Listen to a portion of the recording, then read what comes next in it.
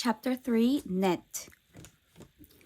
When the sisters got downstairs, Leah and Joseph were in their bedroom with their doors shut.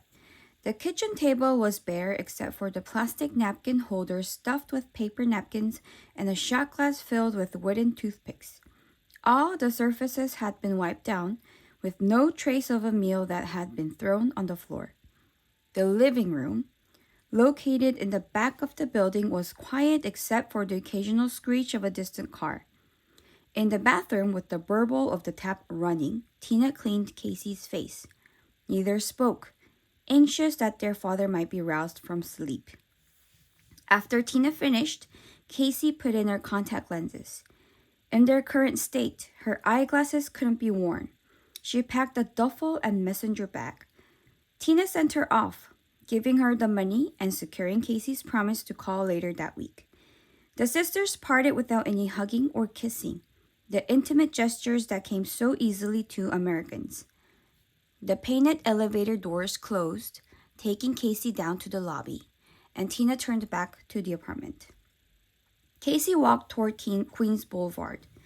She'd catch the N or R at Grand Avenue. She wore a wide-brimmed canvas beach hat and a pair of mirrored ski sunglasses lifted from a lost and found at Sabine's. The pin dots of blood on her collar were indiscernible, so she hadn't bothered to change her shirt. She was too exhausted to care. All she wanted was to fall into Jay's bed. She didn't want to talk, and he was likely at the office anyway. He worked most Saturday nights and Sundays. At the subway platform, Casey rested her things on an empty bench. The duffel was filled like sausage casing with summer clothes and shoes. In the messenger bag strapped across her chest were her books, copies of Middlemarch and Wuthering Heights, that she read and reread for comfort. A collection of Pritchett stories borrowed long ago from Virginia and that she hadn't read yet.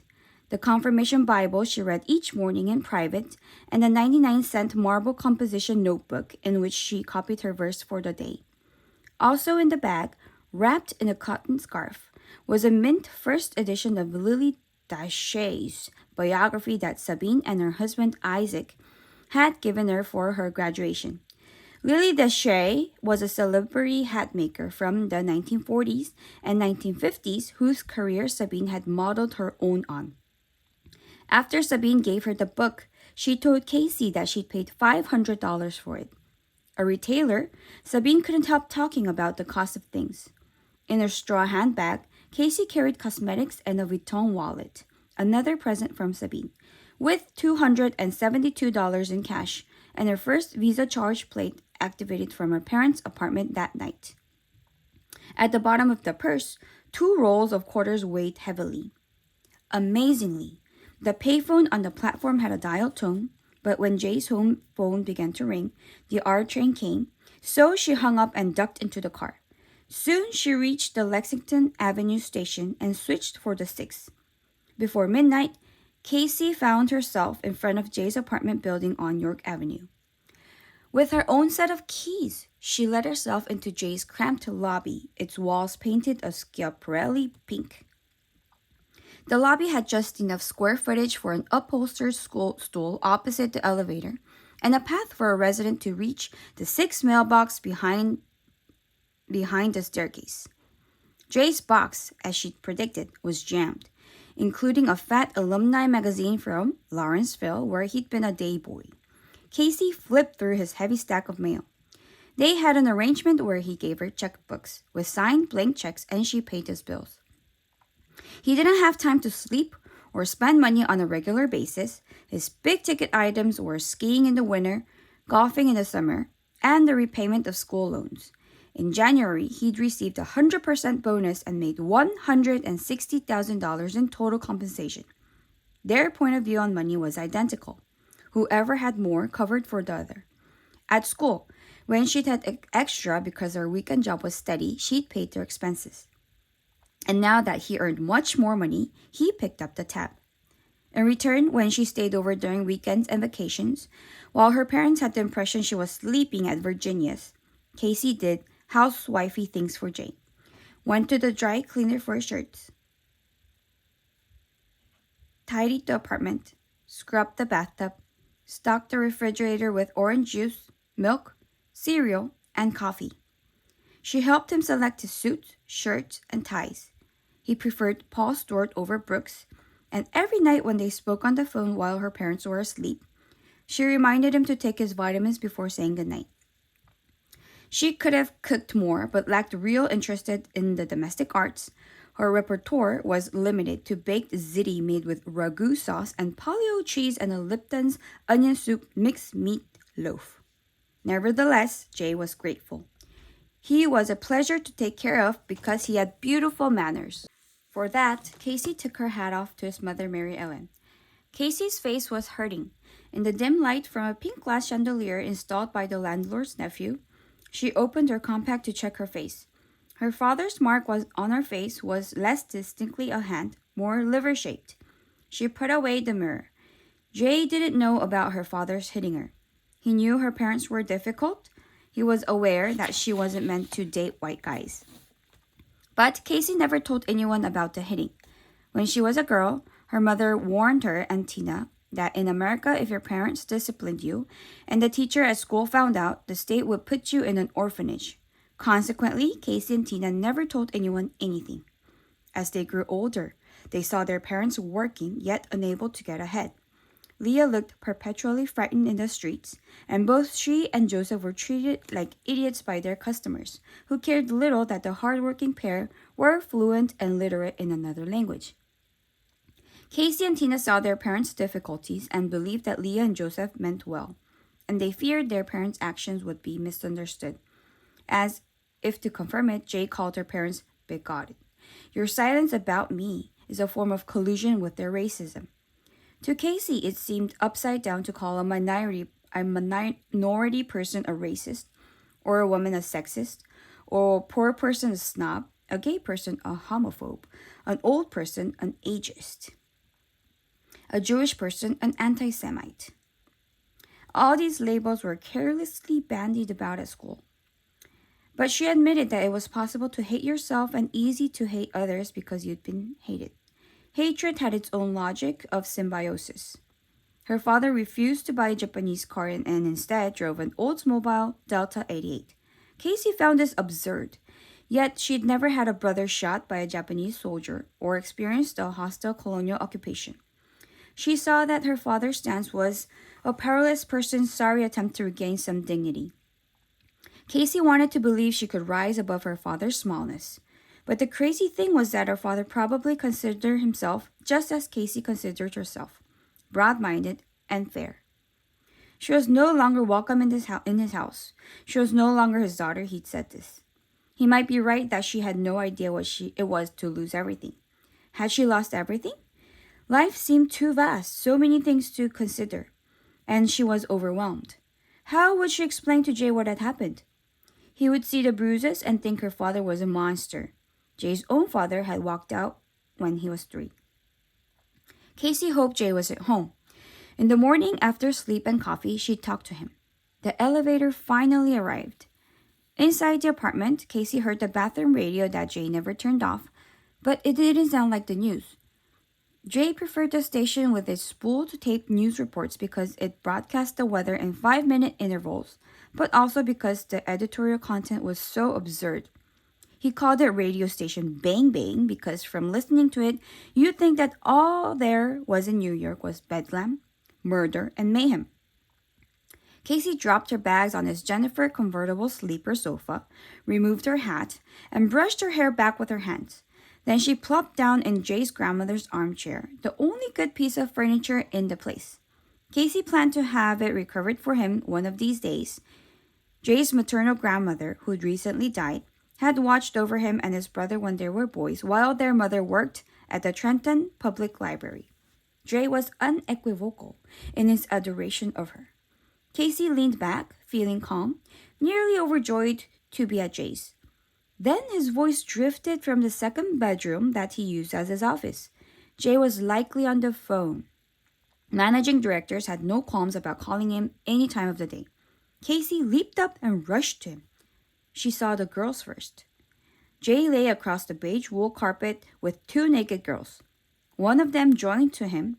straddling his hips, and the other crouched over his face, his mouth tight to her body. She was an attractive redhead with gold-colored eyes. The other was a pretty blonde. They looked like girls she and Jay could have known from school, but prettier than Princeton girls. Casey scrutinized them. They looked happy, their faces flushed.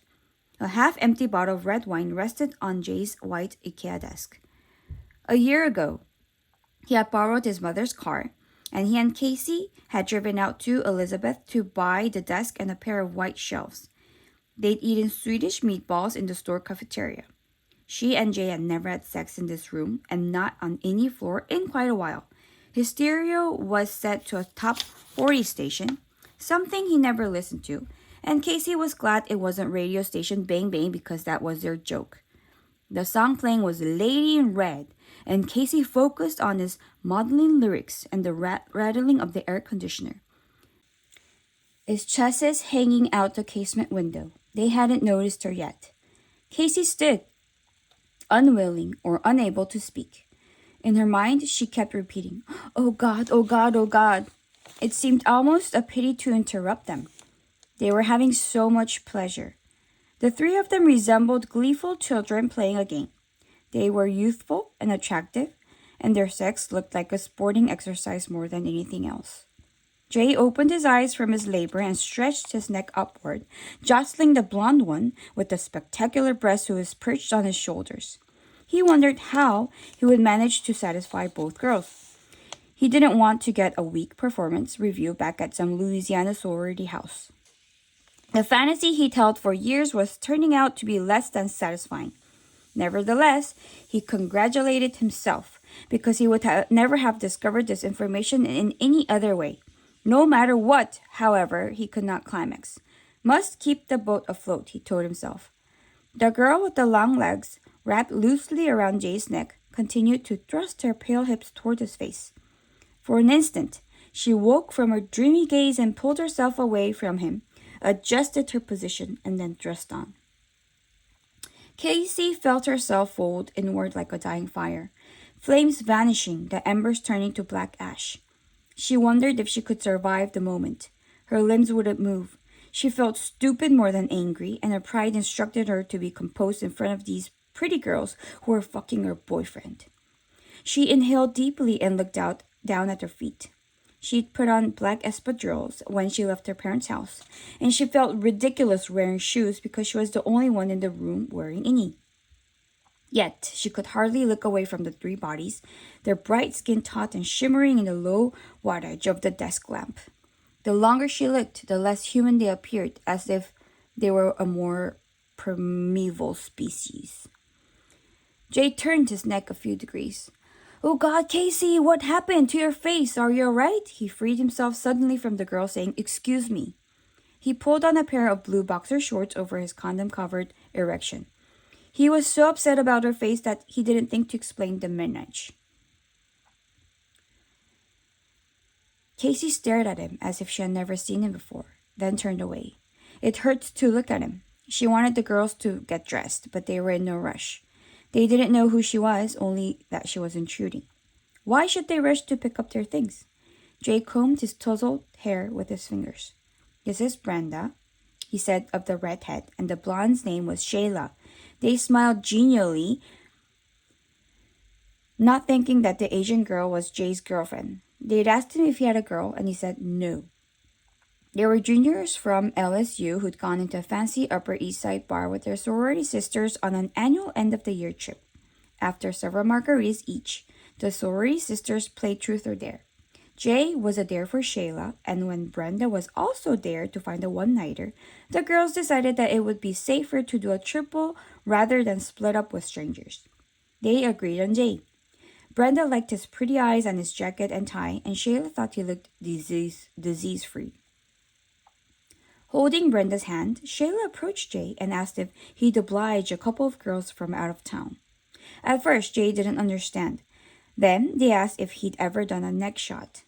A tray of tequila appeared. "Observe," Shayla said. She rubbed lemon on Jay's neck and dabbed coarse salt on it. Brenda licked the area and downed the shot expertly. "You're turn! They chirped like twin girls. Shayla applied juice and salt to Brenda's neck and handed Jay his shot. Jay, seeing himself as a sporting fellow, did it perfectly on his first try. Hey, Jay, what do you say? Shayla asked him, proud of her rhyme. Beats quarters, he said. Jake's colleagues, who dragged him to the bar after closing a deal, nearly fell down at the young man's luck. Fuck me, one of the older men cried out. Brenda winked at him. No, thank you, sweetie. This one will do. Another of the men said, Young Curry, don't be a schmuck. This is better than making $1 million a year. You may never, ever, he appraised Shayla, then took some air into his lungs. Ever, he shook his head, get this opportunity again. Carpe diem, you get me? Jay left the bar with a girl on each arm, hoots and hollers of applause cresting like a wave behind him. At the apartment, Shayla turned the stereo and Brenda did a little dance while she took off her clothes. Not 10 minutes into their dare, Casey walked in.